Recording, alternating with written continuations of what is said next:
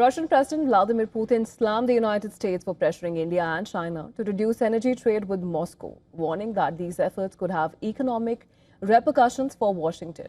Now, Putin warned that imposing higher tariffs on Russia's trade partners would raise global energy prices and pressure the United States Federal Reserve to maintain high interest rates, a move he said could slow the U.S. economy. The Russian president was speaking at the Valdai Discussion Forum in Sochi. The forum brought together security and geopolitical experts from 140 countries, including India. In response to the U.S. pressures on India to cut energy ties with Russia, Putin said that New Delhi has no reason to yield to external pressure. He added that India will never allow itself to be humiliated, saying he knows Prime Minister Narendra Modi and that he would never make such a move.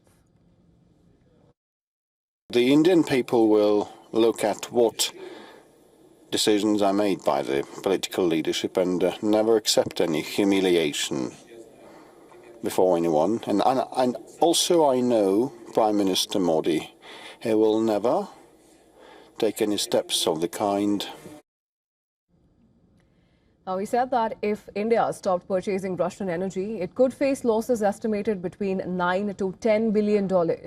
He added that the people of a country like India will closely watch the decisions made by their political leadership and will never tolerate humiliation from anyone.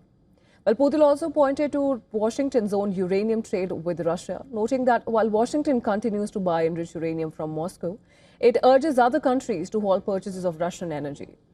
The Russian president also shared his anticipation for an upcoming visit to India in early December.